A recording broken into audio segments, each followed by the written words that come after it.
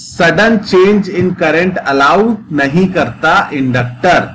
समझ में आती है बात? जब सर्किट को स्विच ऑन करेंगे, सडनली स्विच ऑन करेंगे, तो इंडक्टर इनिशियली अपने अंदर से करंट अलाउ नहीं करता, करंट का चेंज अलाउ नहीं करता, मतलब जीरो को जीरो ही रख देता है।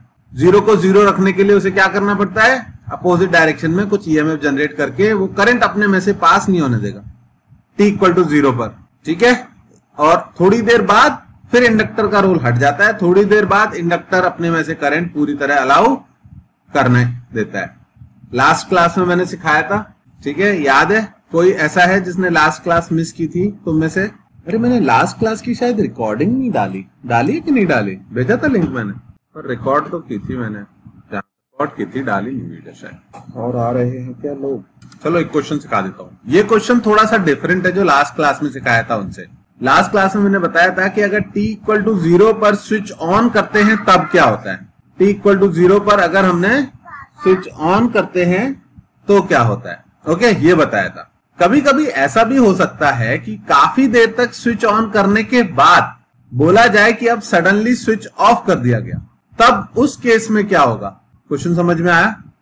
पहले स्विच ऑन किया, बहुत देर तक स्विच ऑन रखा, जब बहुत देर तक स्विच ऑन रखेंगे तो सर्किट में करंट सेटअप हो जाएगा। जरा कैलकुलेट करके बताओ कि अगर काफी देर तक स्विच ऑन है तो सर्किट में इन ब्रांचेस में कितना कितना करंट होगा। इसमें कितना होगा I1 और इसमें कितना होगा I2। कैलकुलेट करके बताओ कि the key is closed. Close का मतलब समझते हो? क्लोज का मतलब स्विच ऑन होता है बच्चों। क्लोज्ड मतलब इसमें आपने एक लोहे का, मेटल का वो पुट कर दिया है, तो क्लोज्ड का मतलब होता है कि स्विच ऑन है। If the key is closed for a long time, तो सर्किट में काफी देर बाद सेटअप हो जाएंगे। I1 की वैल्यू और I2 की वैल्यू बता सकते हो तुम? मतलब t टेंड्स टू इंफिनिटी वाले केस के लिए वैल्यू पूछ रहा हूं मैं, I1 की और I2 की। हाँ बोलो। इंफिनिटी के केस में आप इस इंडक्टर को प्लेन वायर मान के वैल्यू कैलकुलेट कर सकते हो। I1 कितना होगा, I2 कितना होगा, बताओ जरा। हाँ, अगर वो इंडक्टर प्लेन वायर हो गया तो ये दोनों पैरेलल में हो जाएंगे, I निकलेगा, लेकिन I1 I2 की वैल्यू भी कैलकुलेट तो करनी आनी चाहिए ना तुमको। I बटेगा I1 I2 में कितना कितना होगा। t टेंड्स टू इंफिनिटी के केस में तुम इस सर्किट को बहुत सिंपली ऐसे बना सकते हो। इंडक्टर को प्लेन वायर बना दो, 2 रजिस्टर और एक बैटरी। ये 2R है, ये R है, ये EMF E है। यहां से यहां तक का पोटेंशियल डिफरेंस कितना होगा? E के बराबर। इसमें कितना करंट जाएगा? I1। रिदम, अगर A से B तक का पोटेंशियल डिफरेंस EMF E पता है तो इस वायर में कितना करंट जाएगा? इस R रजिस्टर के अक्रॉस अगर पोटेंशियल डिफरेंस पता है E, तो इसमें कितना करंट होगा? E upon R। और इस वाले में कितना होगा? 2R। भाई इसके अक्रॉस भी पोटेंशियल डिफरेंस पता है और इसका भी रेजिस्टेंस पता है, तो ये हो गए E अपॉन R और E अपॉन 2R। तुम बोलोगे सर हमने पैरेलल करके सॉल्व किया, तो पैरेलल के केस में तुम इन दोनों का इक्विवेलेंट निकालोगे। इक्विवेलेंट निकालोगे तो R और 2R का पैरेलल में इक्विवेलेंट आएगा R into 2R upon R plus 2R, 2R by 3 आएगा। और उस केस में बैटरी से निकलने वाला करंट, यानी ये वाला करंट मिलेगा तुमको। I की वैल्यू होगी E अपॉन 2R बाई 3, यानी कि 3E बाई 2R। और ये I करंट यहां से जाके इन 2 पार्ट्स में ब्रेक होगा। समझ में आ रही है बात? तो I1 प्लस I2 बराबर होगा I, जिसकी वैल्यू है 3E बाई 2R। और चूंकि ये दोनों पैरेलल में है, ये वाला रेजिस्टेंस और ये वाला रेजिस्टेंस पैरेलल में है, क्योंकि इंडक्टर तो है ही नहीं इंफिनिटी पर, प्लेन वायर है, तो मैं लिख सकता हूं I1R is equals to I2 into 2R। यहां से I1 की वैल्यू आई 2 टाइम्स I2, इसको उठा के यहां पुट करोगे और ये जाएगा 3I2 बराबर 3E बाई 2R। तो इतनी मेहनत करके भी I2 की वैल्यू कितनी आई? E बाई 2R, जो कि हमने वैसे डायरेक्ट लिख दी थी। तो क्या तुमको मेरा मेथड और तुम्हारा मेथड दोनों समझ में आए? सबको? किसी को कोई डाउट तो नहीं इसमें? पहले आर इक्विवेलेंट से नेट करंट निकाला और नेट करंट कितना कितना ब्रेक होगा वो निकाला। क्या ये वाले स्टेप में किसी को डाउट है? ये I1R is equal to I2 into 2R क्यों लिख दिया? ये इंपॉर्टेंट है। पैरेलल में पोटेंशियल डिफरेंस सेम होता है। तो पहले तो मुझे बताओ कि इस लेवल की सॉल्विंग में कोई दिक्कत तो नहीं हो रही है तुमको किसी को? ठीक है, दो रजिस्टर पैरेलल में है, ईएमएफ बैटरी का पता है, तो दोनों में इंडिविजुअली करंट कैलकुलेट करना आना चाहिए आपको। ठीक है, आगे बढ़ू, ये हटाना पड़ेगा मुझे। ठीक है, हाँ लिख लो, अल्टरनेट करके लिख लो, या तो डायरेक्टली कैलकुलेट करो। डायरेक्टली कैलकुलेट कहां पे किया मैंने? इस वाले पोर्शन में, लेफ्ट वाली साइड। और नेट करंट निकाल के, आर इक्विवेलेंट निकाल के फिर कैसे सॉल्व किया? इस तरीके से। दोनों तरीके आपको आने चाहिए। कुछ भी डाउट है तो प्लीज आस्क। हटा दूं इसको? अच्छा, हाँ बोलो। इन्फिनिटी मतलब एक बार आपने सर्किट स्विच ऑन कर दिया, थोड़ी देर बाद करंट की वैल्यू स्टेबलाइज हो जाती है और चेंज इन करंट जीरो हो जाता है।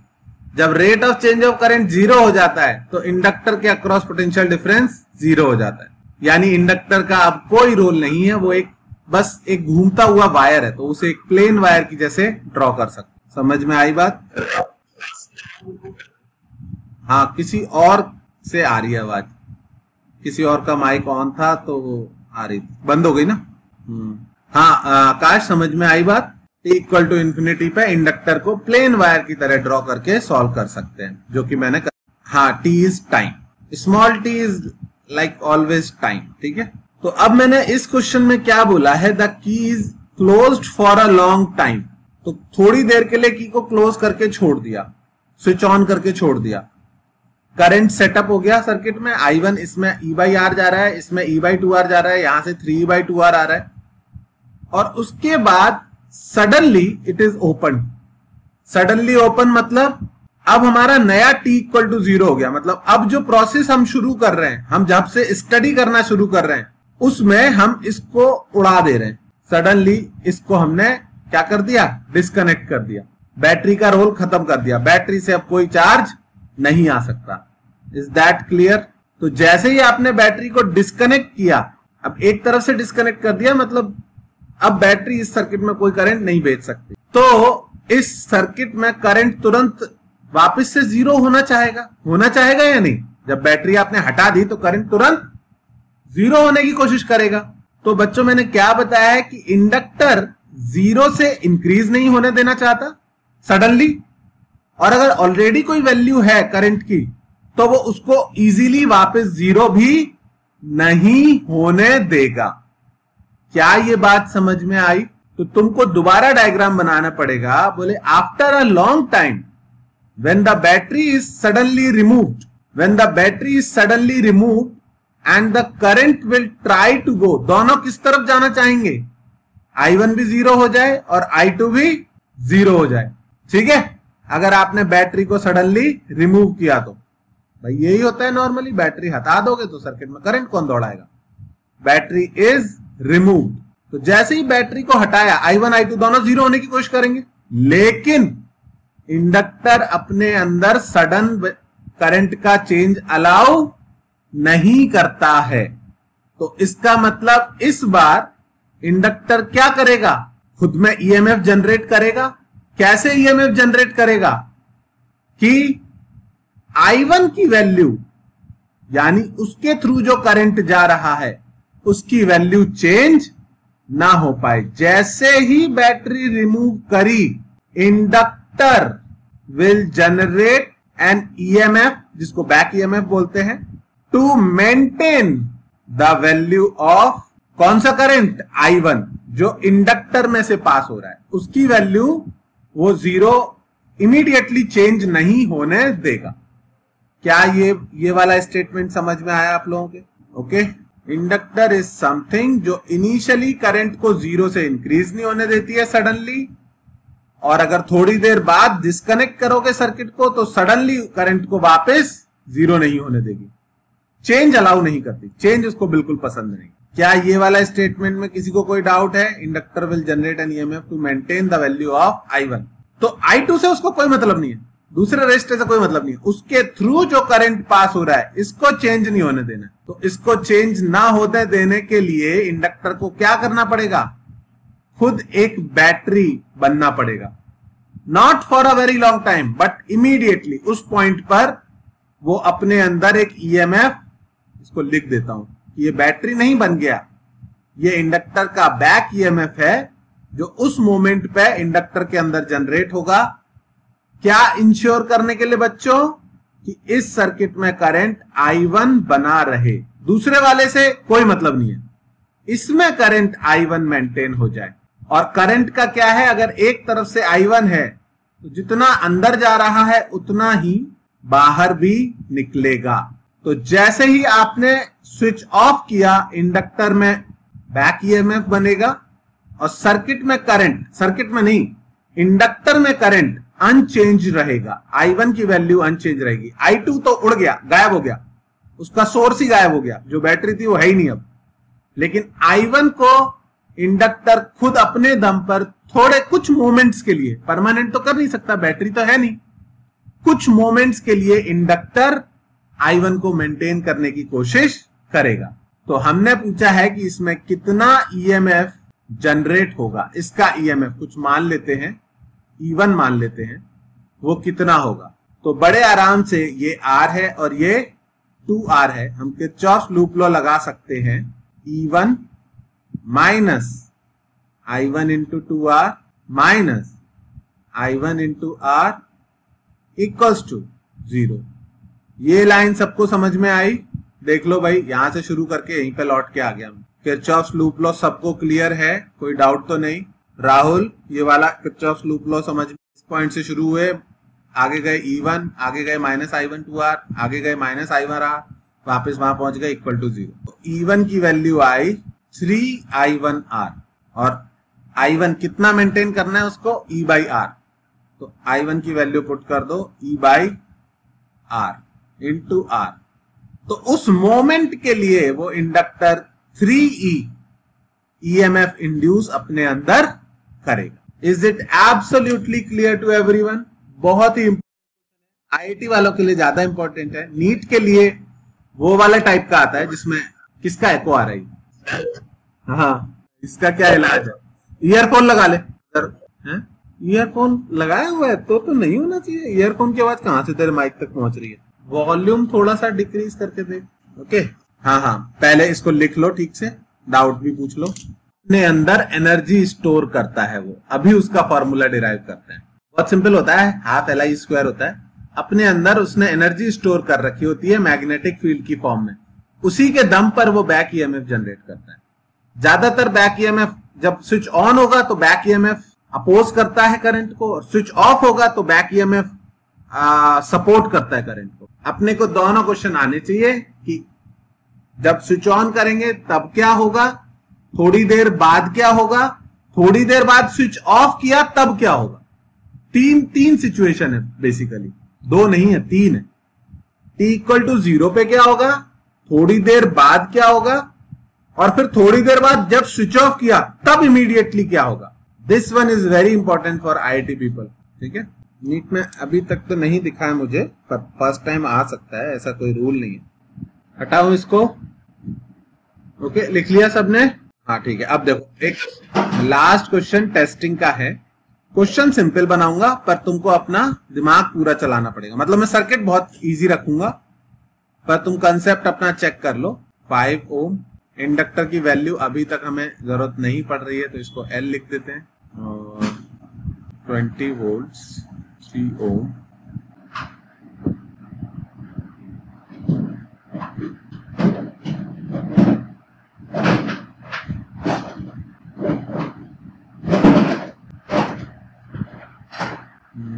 क्या किया जाए, अच्छी आंसर नहीं आते दिख रहे मेरे को।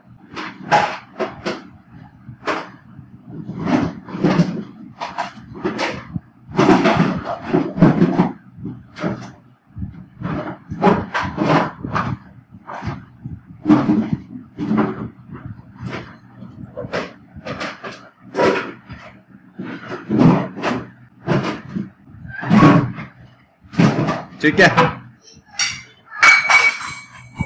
t इक्वल टू 0 पर क्या होगा? t t tends to infinity पे क्या होगा? At t tends to infinity पर स्विच ऑफ किया तब क्या होगा? t इक्वल टू 0 पर ऑन किया, t इक्वल टू 0 पर स्विच ऑन किया, उस टाइम पर आपको बताना है बैटरी में से कितना करंट निकलेगा, I की वैल्यू, t इक्वल टू इंफिनिटी पर I की वैल्यू। और जब हम इसको स्विच ऑफ करेंगे t इंफिनिटी पे, उस टाइम पर इंडक्टर में कितना बैक ईएमएफ उसकी वैल्यू, कितना बैक ईएमएफ जनरेट होगा उसकी वैल्यू। ये 3 चीजें चाहिए बच्चों, ठीक है? थोड़ा दिमाग लगाओ, ये क्वेश्चन हो गया तो सारे हो जाएंगे ऐसे। तुमको बार बार ड्रॉ करना पड़ेगा सर्किट, t इक्वल टू 0 का ड्रॉ करो, फिर t इक्वल टू इंफिनिटी का ड्रॉ करो, फिर रिमूव करके बैटरी एक बार सोचो। सिद्धार्थ न्यूज फॉलो कर रहा है? आईआईटी का एग्जाम हो रहा है नहीं हो रहा है? हो जाएगा। अभी कॉमेड के है 19 को, वो हो रहा है, एडमिट कार्ड आ गया, और आईआईटी जेई का एडमिट कार्ड 15 को रिलीज होना है ना? तो वो क्या कहते हैं, ऑनलाइन आएगा या वैसा आएगा? ऑनलाइन एडमिट कार्ड होगा या तुमको उससे आएगा, लेटर से आएगा? हाँ, मतलब एडमिट कार्ड भी ऑनलाइन ही होगा ना? नहीं, पहले हम लोगों को एडमिट कार्ड उससे आता था ना, पोस्ट से। नहीं, ये सब तो 12th के हैं और वो दोनों कांटेक्ट में नहीं है अभी। हर्ष का नहीं है, वो घर पे ही पढ़ रहा है। कह रहा था सर कोचिंग आज पढ़ने, मैंने कहा कोचिंग मत आ, अभी इशू हो सकते हैं कभी भी। शायद 11th-12th की फिजिकल क्लासेस शुरू हो जाए 1 सितंबर से।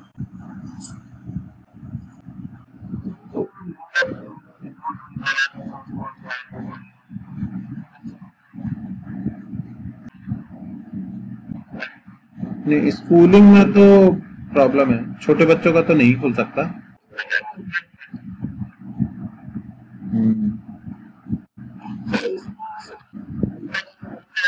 हाँ, नहीं नहीं नहीं नहीं, पहले ऊपर वाला 20 और नीचे वाला 20 पैरेलल में लेना पड़ेगा, एक बनाना पड़ेगा दोनों को। इस तरह से दूर दूर बना दे तो कंफ्यूज मत हुआ करो।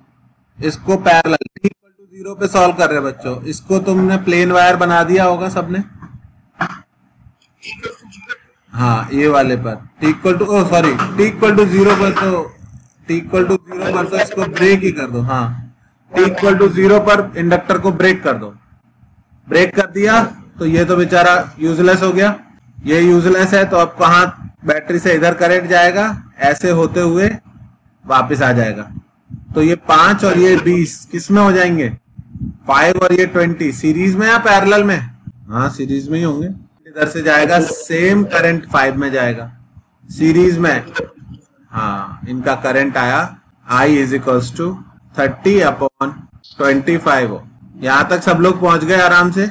आकाश, राहुल, रिदम, तीनों को आ गया ये वाला पार्ट समझ में, पहला वाला। और t इक्वल टू इंफिनिटी पे क्या करना है? इसको प्लेन वायर बना देना है। हाँ, तो ध्यान से देखना, A और B पॉइंट के बीच ये वाला 20 ओम भी A B के बीच में है, और ये वाला 20 ओम भी A और B के बीच में है। तो भले ये दूर दूर बने हुए हैं, एक्चुअल में ये दोनों पैरेलल में।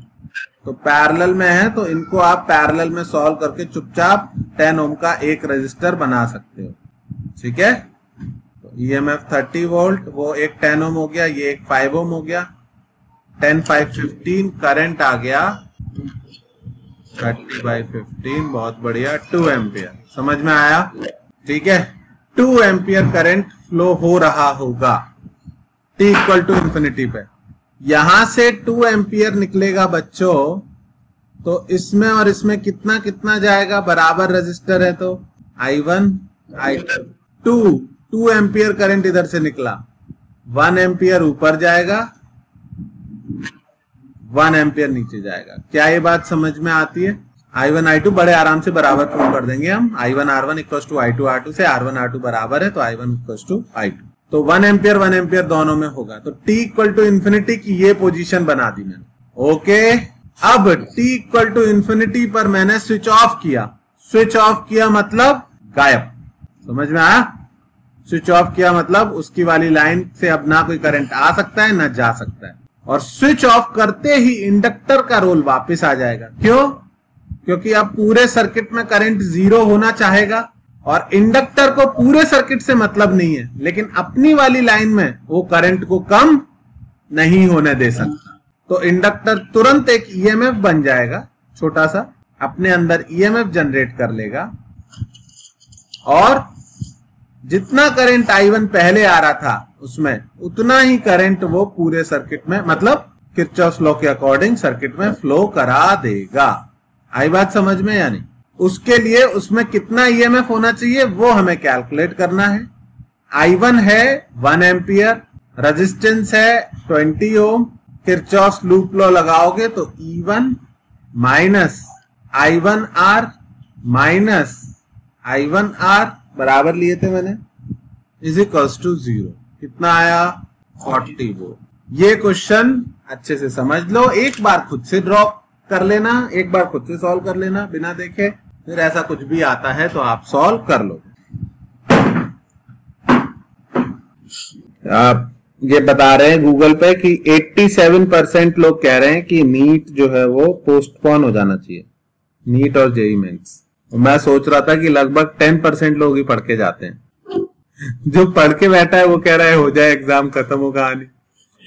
जो बेचारा पढ़ा नहीं है वो कह रहा है कि ना ही हो तो बेटर है, ना होगा, ना रिजल्ट आएगा, ना लात जूता पड़ेगी घर पे।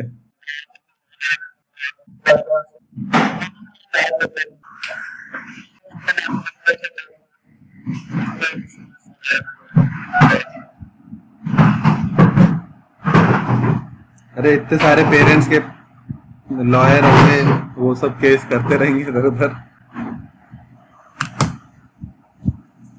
ओके, हटाऊं इसको? लिख लिया राहुल? ओके ठीक है। आज मुझे लग रहा था सब लोग आ जाएंगे, मुझे एसी शुरू करना है पढ़ाना, तो पहले एसी जनरेशन दिखा देता हूँ। 10th क्लास में तुम लोग पढ़े होगे ये वाला एक्सपेरिमेंट, पता नहीं, मैं तो पढ़ाता हूँ जहां तक मुझे। मैग्नेट होती है, तेरा तबीयत ठीक नहीं है? कोरोना टेस्ट कराया?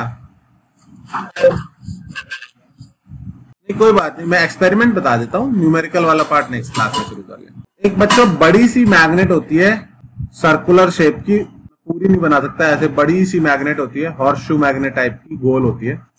उसके नॉर्थ और साउथ पोल एक दूसरे के सामने सामने होते हैं। मैग्नेटिक फील्ड ऑब्वियस सी बात है कैसा होगा, नॉर्थ से निकल के साउथ में जा रहा होगा, ठीक है। तो तुम जब बुक में देखोगे इसका डायग्राम, वो तो 2D में बनाते हैं, तो वो कुछ ऐसा बना हुआ होगा।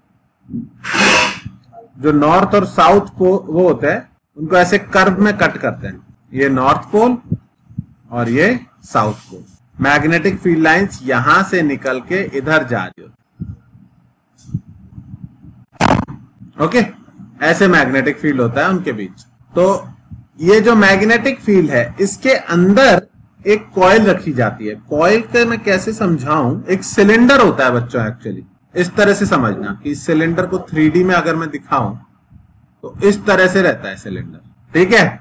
और उस सिलेंडर के ऊपर वायर्स इस तरह से बांधे जाते हैं। आ रही है बात समझ में? मैं चारों तरफ से दिखा नहीं सकता, पर चारों तरफ से वायर इस तरह से बांधे जाते हैं। तो एक ही वायर है पूरे सिलेंडर पे, गोल घुमा के उसको लपेट दिया है। Is this clear to everyone? और उस सिलेंडर को यहां, ठीक है, और उसके ऊपर क्या ऐसे वायर बंधे हुए हैं। तो तुम्हें एक साइड दिख रही है, एक्चुअल में 3D में पूरे सिलेंडर पे वायर बंधा होता है। तो इस कॉइल के थ्रू क्या पास कर रहा है? Magnetic field lines. तो इसमें एक फ्लक्स जनरेट हो जाएगा। फ्लक्स का क्या फॉर्मूला होता है बच्चों? नंबर ऑफ टर्न्स अगर ज्यादा है तो NBA, फ्लक्स होता है NBA साइन थीटा, थीटा आएगा cos theta, NBA cos theta. Sorry, ये कहां से आया फॉर्मूला? B.A से। पर हाँ, नंबर ऑफ टर्न्स हैं तो n का मल्टीप्लाई अलग से करना पड़ गया, और B.A को लिख दिया BA cos थीटा। क्या ये बात सबको समझ में आती है कि इस कॉइल के थ्रू एक फ्लक्स जनरेट कर दिया इस मैग्नेट ने। अब अगर आप इस कॉइल को रोटेट करते हो ओमेगा से, अगर इस कॉइल को आप ओमेगा से रोटेट करोगे तो बच्चों ये थीटा चेंज होगा। अगर थीटा चेंज होगा तो फ्लक्स चेंज होगा, और फ्लक्स चेंज होता है तो क्या जनरेट होता है? EMF। और उसका फॉर्मूला कितना है? Minus d∅dt minus NBA। बच्चों कॉस थीटा का डिफरेंशिएशन क्या होता है? Minus sine theta. और थीटा के टर्म में डिफरेंशिएट नहीं किया है, किसके टर्म में डिफरेंशिएट किया है? टाइम के टर्म में। तो into d theta by d t और लिखना पड़ेगा।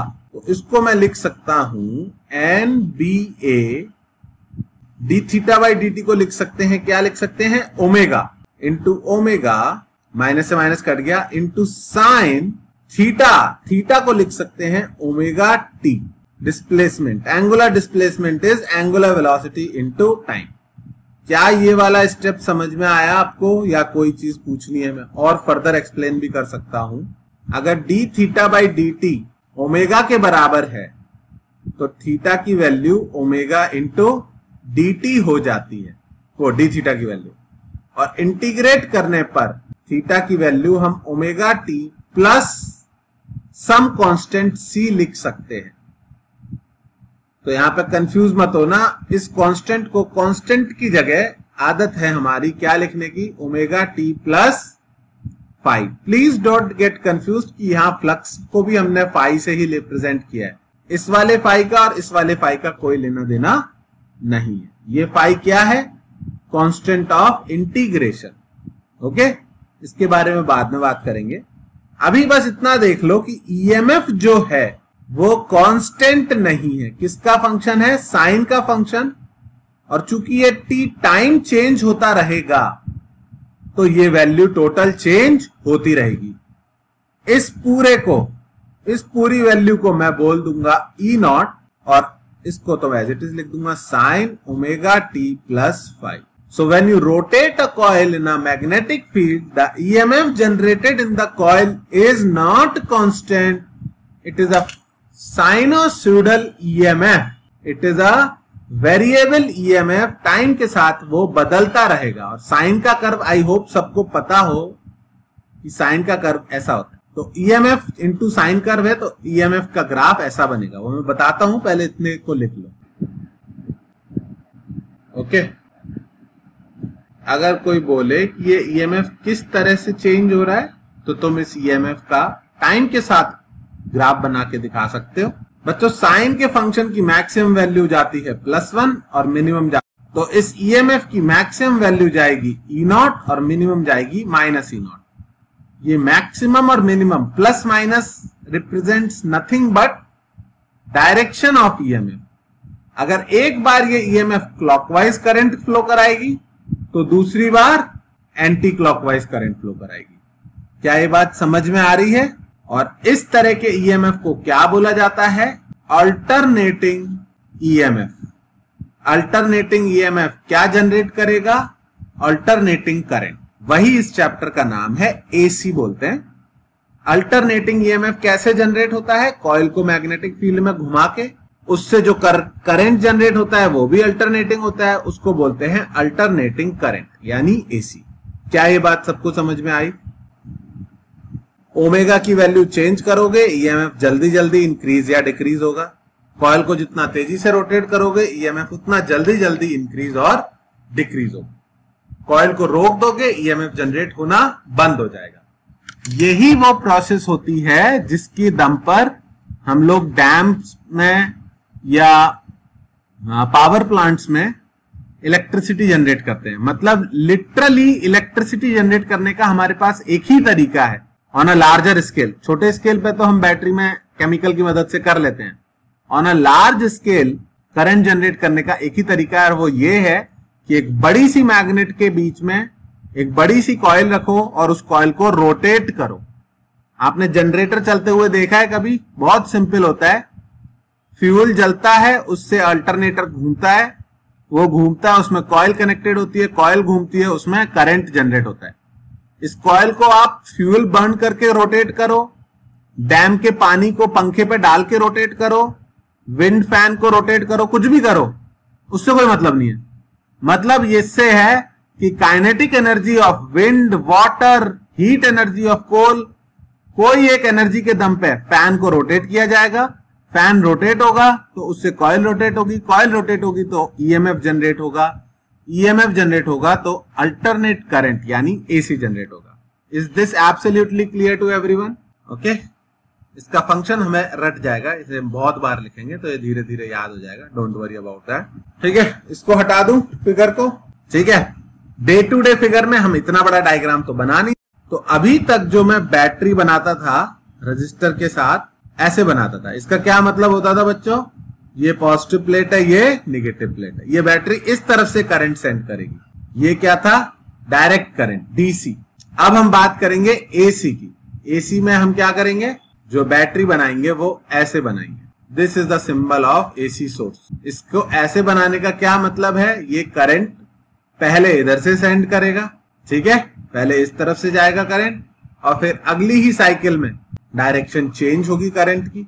जब कॉइल को बच्चों रोटेट कर रहे हैं ना, तो एक बार उसमें फ्लक्स इंक्रीज हो रहा है तो एक तरफ ईएमएफ जनरेट होगा, दूसरी तरफ से डिक्रीज हो रहा है तो दूसरी तरफ। As simple as that. तुमको बस इतना पता होना चाहिए कि एसी सोर्स में करंट की डायरेक्शन और वैल्यू दोनों चेंज। समझ में आया? तो हम एक्चुअल में अल्टरनेटिंग ईएमएफ जनरेट करते हैं और वो alternating EMF alternate current generate करता है।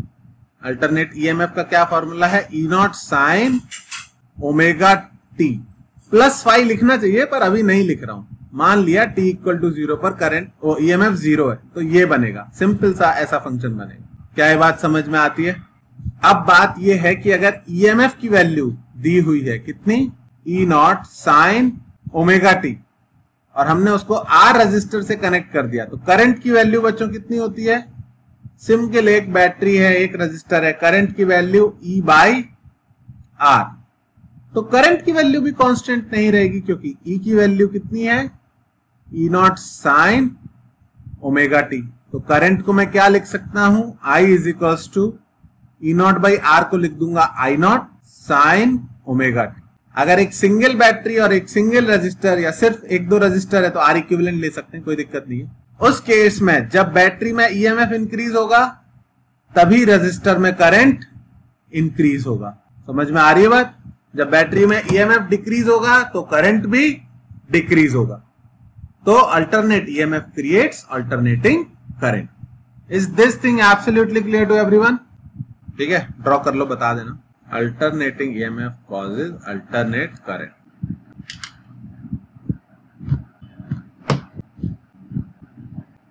अगर सर्किट में सिर्फ रजिस्टर कनेक्टेड है तो हम बोल सकते हैं कि ईएमएफ और करंट सेम फेज में होंगे। सेम फेज का क्या मतलब होता है, जब एक मैक्सिमम है तब दूसरा मैक्सिमम है। वैल्यू सेम होना जरूरी नहीं है लेकिन फेज सेम होगा। ठीक है, इसकी मैक्सिमम वैल्यू होगी ई नॉट, इसकी मैक्सिमम वैल्यू होगी आई नॉट। आई नॉट की value E naught by R. समझ में आया सबको? ओके, आगे एक चीज और बस बतानी है मुझे आज, कि जो करंट की वैल्यू आई वो आई नॉट साइन ओमेगा टी। तुमने ग्राफ भी बना लिया इसका। ठीक है, अब तुमसे किसी ने पूछा कि इस सर्किट में कितना करंट फ्लो हो रहा है, इस सर्किट में कितना करंट फ्लो हो रहा है। ठीक है, तो तुम अगर उसे बोलोगे कि इस सर्किट में आई नॉट करंट फ्लो हो रहा है, इस आई नॉट की कुछ ना कुछ वैल्यू होगी, मान लो 10 साइन ओमेगा की कुछ ना कुछ वैल्यू होगी 2 pi. Time is a variable, time की कोई एक वैल्यू नहीं है, टाइम की वैल्यू चेंज होती रहेगी। ठीक है, current is a function of time. ये चीज सबको समझ में आती है ना कि current is a function of time, time change होगा तो करंट चेंज होगा, इस तरह से। ठीक है, तो अगर कोई तुमसे पूछे कि इस सर्किट में कितना करंट फ्लो कर रहा है तो क्या तुम बोल सकते हो कि 10 एम्पियर करंट फ्लो कर रहा है?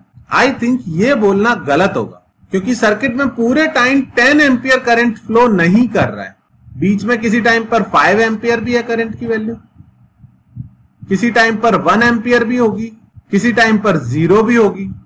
क्या ये बात समझ में आती है तुमको कि करंट हर टाइम 10 एम्पियर नहीं है, ये तो उसकी मैक्सिमम वैल्यू।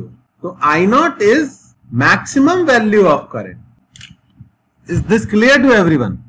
देखिए, तुम कोई क्रिकेट मैच देख, उसमें कोहली ने 200 रन बना दिए, तो अब तुमसे कोई पूछे कि भाई कोहली कितने रन बनाता है मैच, तो तुम 200 थोड़ी बोलोगे। व्हाट विल यू से कि उसका over a period of time क्या एवरेज आया। समझ में आ रही है बात या नहीं? पीरियड ऑफ टाइम कि भाई लगभग हर मैच में 50-60 रन बनाता है, आई थिंक उतना ही एवरेज होगा उसका, मुझे पता नहीं एक्चुअली कितना है। तो में से किसी को पता है एग्जैक्टली? अच्छा, तो ध्यान से सुनना बच्चों, करंट जो है वो इंक्रीज हो रहा है टू अ पॉजिटिव वैल्यू, फिर डिक्रीज हो रहा है टू अ नेगेटिव वैल्यू। तो किसी ने बोला कि एवरेज करंट निकाल। एवरेज करंट मतलब जितना चार्ज टोटल पास हुआ डिवाइड बाई जितना टोटल टाइम लगा। तो ये गड़बड़ हो गई, ये आंसर आएगा 0। क्यों आएगा 0? पहले करंट एक डायरेक्शन में है, फिर दूसरे डायरेक्शन में है। तो किसी रजिस्टर में अगर एसी करंट है तो पहले करंट इस डायरेक्शन में होगा, थोड़ी देर बाद इस डायरेक्शन में होगा, और ऐसे ही शिफ्ट होता रहेगा आगे पीछे आगे पीछे आगे पीछे डायरेक्शन में। तो नेट चार्ज तो इसके थ्रू पास हमेशा कितना होगा over a long period of time? 0। जितना चार्ज आगे गया उतना ही चार्ज पीछे आया। तो बोले ऐसे तो हमेशा एसी करंट का एवरेज कितना आएगा? 0। तो बोले तो क्या हम ये बोले कि इस सर्किट में करंट है ही नहीं? That will also be wrong कि इस सर्किट में कोई करंट ही नहीं है। तो किसी ने डिसाइड किया कि एक्चुअली करंट का एवरेज हमें उसका लिटरली एवरेज से नहीं कैलकुलेट करना चाहिए, मतलब चार्ज से नहीं देखना चाहिए। जब करंट फ्लो होता है तो एनर्जी जनरेट होती है, और एनर्जी का फॉर्मूला होता है, एनर्जी का formula E is equal to power into time. और पावर का फॉर्मूला आई थिंक सबको याद होगा, I स्क्वायर RT। याद है या नहीं? तो करंट का एवरेज चार्ज की जगह इट विल बी बेटर हम अगर एनर्जी से कैलकुलेट करें। समझ में आ रही है बात या नहीं? क्योंकि बच्चों करंट आगे गया पीछे गया, भाई दोनों ही प्रोसेस में वायर तो गर्म हुआ ना, हीटर तो चला, पानी तो गर्म हुआ उससे। तो आप ये तो नहीं बोल सकते कि एवरेज 0 है जस्ट बिकॉज नेट चार्ज 0 पास हुआ, जितना आगे गया उतना पीछे आया। तो चाहे एसी करंट हो या डीसी करंट हो, वो हीटिंग इफेक्ट तो कर ही रहा है वायर में, तो उसका एवरेज 0 रहेगा। लेकिन हम एक नई वैल्यू कैलकुलेट करेंगे जो हम चार्ज से नहीं, किससे कैलकुलेट करेंगे? एनर्जी से। और उस वैल्यू को बोला जाता है IRMS। क्या बोलते हैं इसको? रूट, सुना है ना, मीन स्क्वायर। तो हम करंट का एवरेज लेने की जगह उसके स्क्वायर का एवरेज लेंगे। मीन का मतलब भी एवरेज होता है, उसके स्क्वायर का एवरेज लेके उसका रूट ले लेंगे। क्या ये बात समझ में आई कि हम रूट मीन स्क्वायर क्यों वैल्यू यूज करते हैं एसी के लिए, एवरेज क्यों यूज नहीं करते? क्योंकि एवरेज तो एसी करंट का हमेशा 0 ही आता है। लेकिन इसका मतलब ये नहीं है कि उसने कुछ काम नहीं किया।